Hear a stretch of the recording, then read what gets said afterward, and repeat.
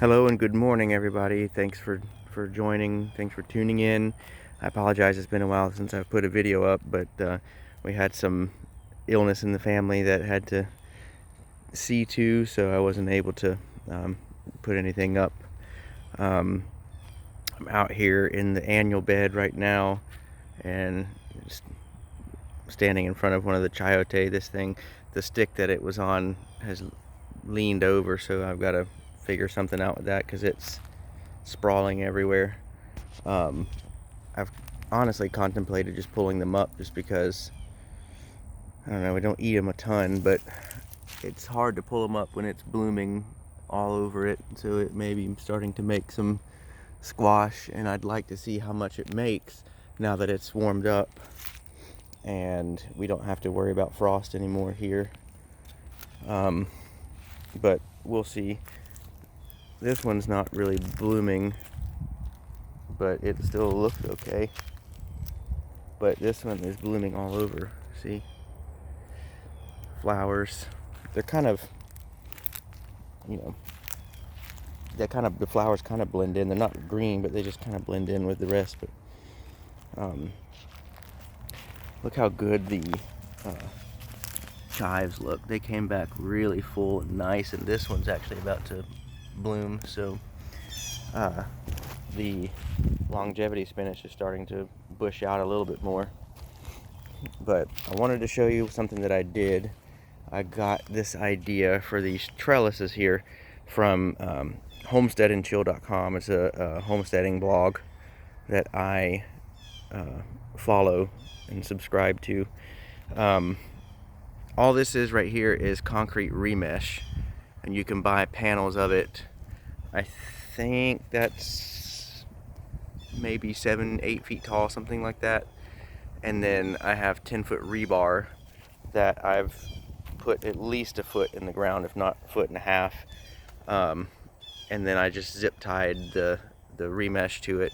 It's a little bit of a cheaper way to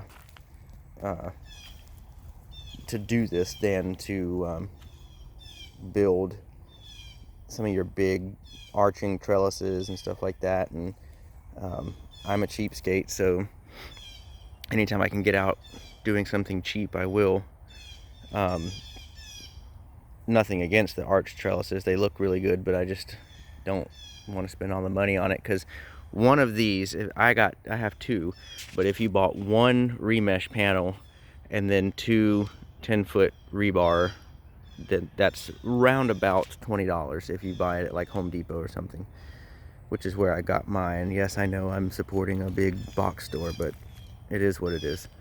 So so basically it was around $35 to $40, something like that, because I bought another thing of remesh and another rebar, so something like that to put this in. And I'm going to be planting some cucamelon down there, and I will be buying more. I just bought these two for now, but I will be buying more and putting more in so I can put some snake beans and whatnot up it. But the nice thing about this is it's good and tall, so it gives it room to grow, and the rebar is really sturdy.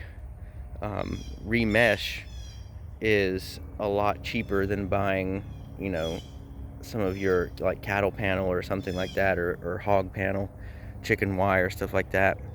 You can get, I know my Home Depot had 150-foot rolls of remesh for, I don't remember how much money. I think it was it $150, something like that. It was but it worked out to be about $1 a foot. So you could do it that way, and it would probably wind up being cheaper to do it that way. I just didn't want to have to fool with cutting it and all that stuff, so I got the actual already pre-cut panels of it.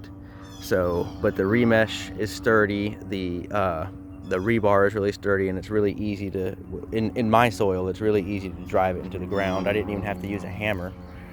So that will be what, like I said, cucamelon is going to be going in here. If you don't know what cucamelon is, you can look it up under that, or you can look it up as Mexican sour gherkin, which is, I guess, its more proper name. It's basically a type of cucumber, but they're really small. They only get to be about that big, and they almost look like little tiny watermelons, which is why they're called cucamelon. Another nickname for them is mouse melon, because they're really small. But I want to grow those because I've had luck with those before, since they're something that comes from Mexico and like Central America.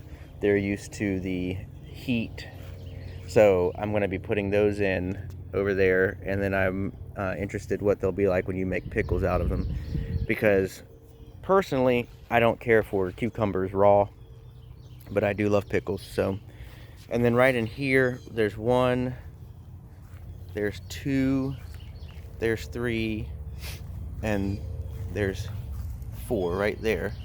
Those are pineapple ground cherry, which I think ground cherry is in the nightshade family. I think it's related to tomato, because it kind of resembles a tomatillo when it comes out. Like when the fruit comes out, it's in like a little husk, and you get it out, and they're a yellow color, but not the same as like these yellow.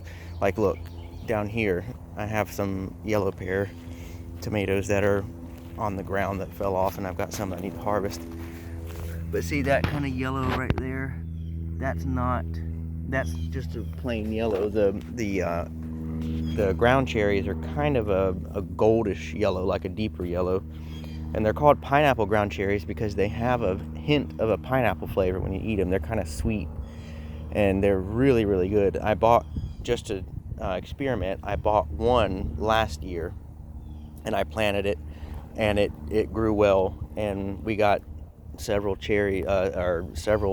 I guess you call them cherries, I don't know, ground cherries, out of it. So I've bought them again. I bought 4 of them this time, and they don't really vine per se, but they will kind of sprawl out, and so I'm hopefully gonna have some luck, because I'm putting them.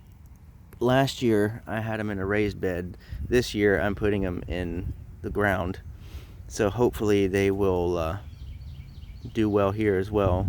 But they'll sprawl out, and they'll just go all around and cover all here, and they're really good. So I'm hoping to get some, and then hopefully I can try to save some seeds from it.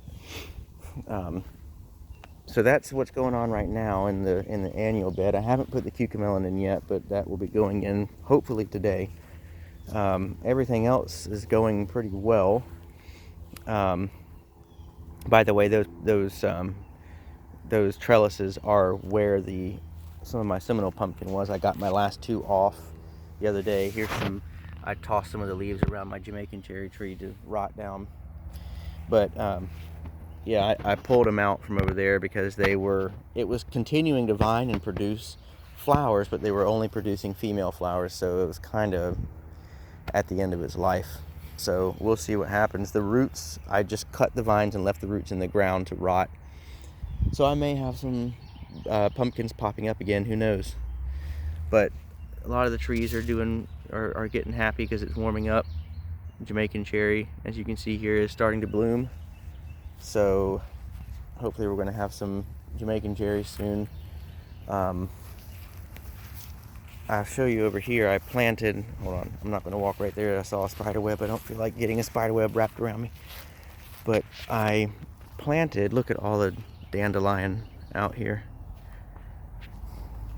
I don't understand why people want to get rid of dandelion. First of all, you can eat the greens, you can eat the roots. Second of all, they are a good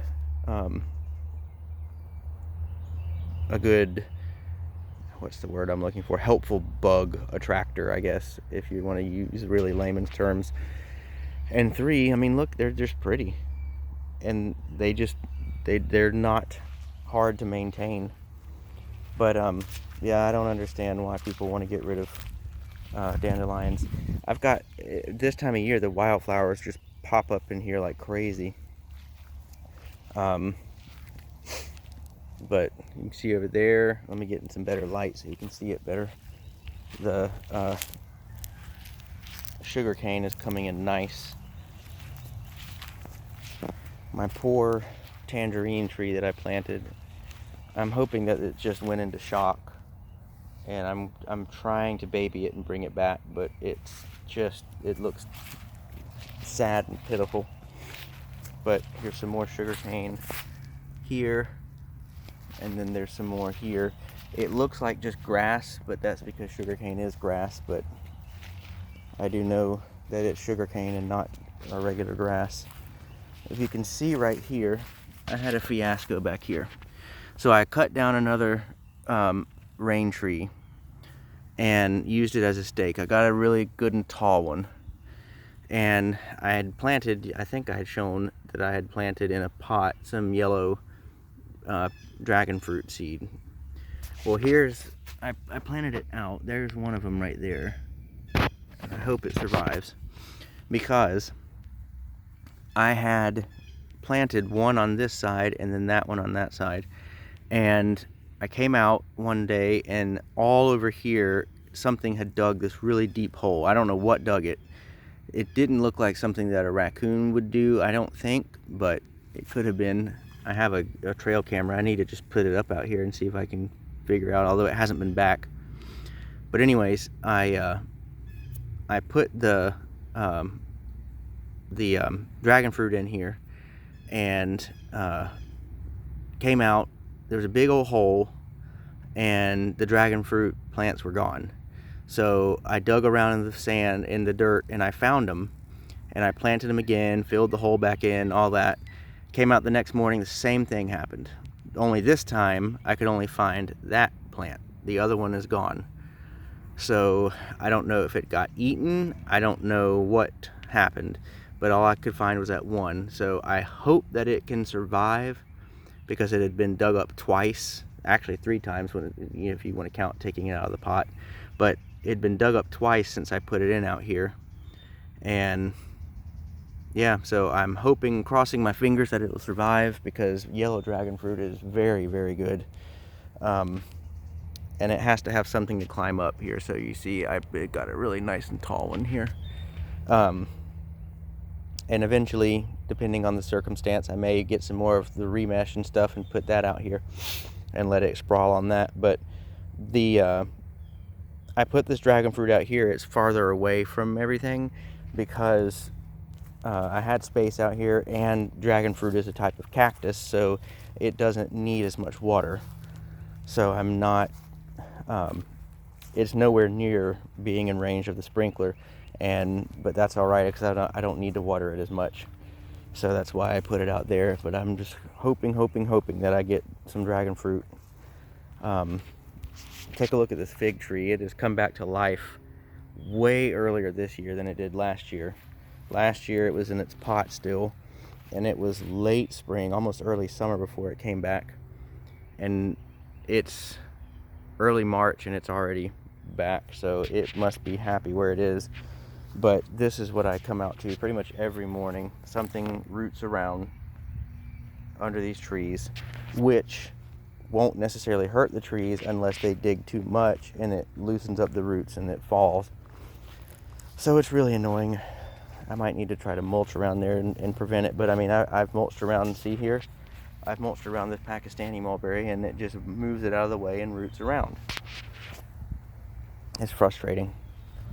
So I don't know what that is either. That could be an armadillo, the way it looks like it's digging in. So, but anyways, that's about it. The acerola tree is blooming again, but I'm hoping we have better luck this year with pollination than we did last year, because we had nothing pollinated last year and we got no acerola cherries. So, but it is blooming again. So far, nothing's pollinated it. You see the little, right there, little pink flower. Yeah, I don't know.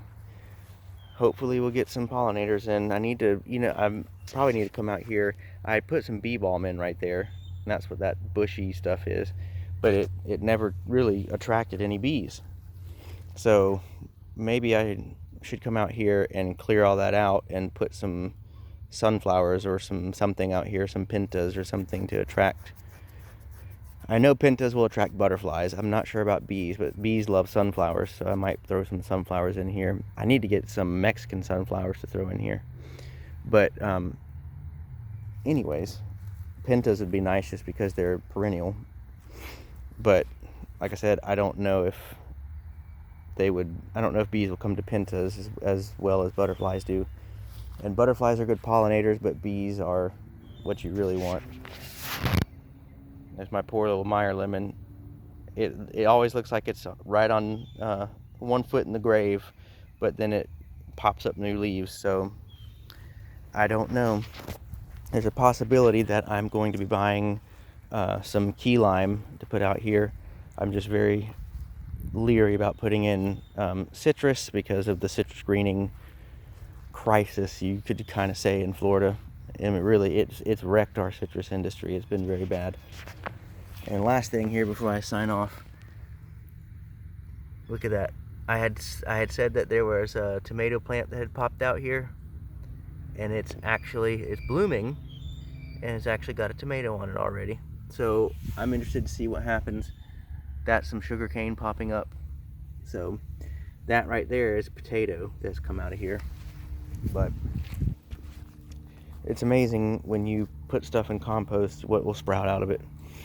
But got a little pear tomato that's ready to be picked right there. So this thing is a mess, but it just keeps flowering and producing, so I'll just leave it here. And then like I said before, I put some potatoes in over there, some little red potatoes, but I don't know if they're going to come up or not. And then I think I'm starting to get some right here, and then some other places starting to get some it's hard to tell when you first put them in if it's weeds or if it's sprouts, depending on the plant. That might be tomatillo sprouts, it might be weeds. So I will leave them for a while and see what they look like as they get bigger. If they're weeds, they'll be chopped down, and if they're tomatillos, then I will prune them out and leave the strongest ones. So I got in my wicking planter, my wicking container, I have some sweet potatoes that I put in some soil to try to get some slips off of, because I'll be putting those in just in between plants. I know I said I'll be signing off, but I forgot. I haven't been over here in a while because I have some things planted. Look at all the wildflowers that are popping out. I could do a whole video on wildflowers just because I think they're interesting. I chopped down, if you might remember, I chopped down my cassava before winter last year, and I didn't pull anything out, so it's coming back up again. Now what I'm interested to see is if it comes back up like this, just kind of in a bush and just gets more bushy, or if it starts to grow tall again, because it was taller than my house last year. So I don't really want it to go that way again, but we'll see what happens. And here's my passion fruit vine. This sucker is growing like a weed. It just breezed right through the cold. Now the one thing is it's underneath this big oak tree, so it probably protected it from frost and stuff like that, but it's doing really well. I need to actually trim some of it back because it's getting unruly, but I don't know if I'll have any passion fruit on it this year. I don't know how long it needs to be in the ground before it produces, but actually there looks like might be some blooms popping up right there, so I may have just answered the question before I even... Yep, that's what it looks like. So hopefully I'll get some passion fruit this year. Let me show you over here my horseradish. That one came in first, so it's really big, and this one's starting to come in over here, so it's looking really good. I was worried when I planted it wouldn't grow because it was already kind of shriveled up, but the ginger over here looks pretty sad, but when it gets cold it tends to knock it back, so it might, and I may just cut it back, I don't know, but it might kind of die back and then come back again. So I walk right into a spider web. Anyways, that's about it for now. Just wanted to give an update because I haven't been out in a while. Or I have been out, I just haven't had time to do an update, as I said, because we've had illness in the family. So, but anyways, thanks for watching. I appreciate it, as always. Thanks for following, subscribing to anyone who's already subscribed. And if you have not, please subscribe and like the video and leave a comment and share it with anyone you know who's interested in what I have to say. And I'll be back soon with another video. Thanks for watching.